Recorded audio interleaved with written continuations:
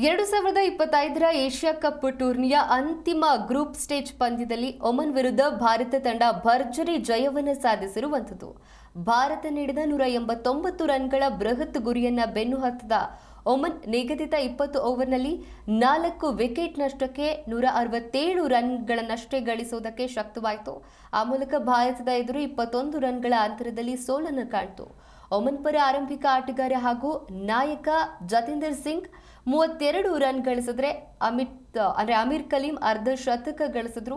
ಮಧ್ಯಮ ಕ್ರಮಾಂಕದಲ್ಲಿ ಹಮ್ಮದ್ ಮಿರ್ಜಾ ಕೂಡ ಕೇವಲ 30 ಎಸೆತಗಳಲ್ಲಿ ಅರ್ಧ ಶತಕ ಸಿಡಿಸಿ ತಂಡವನ್ನ ಸೋಲಿನಿಂದ ಪಾರು ಮಾಡುವುದಕ್ಕೆ ಯತ್ನಿಸಿದಾದರೂ ಕೂಡ ಅಷ್ಟೊತ್ತಿಗೆ ಸಮಯ ಮಿಂಚಿ ಹೋಗಿತ್ತು.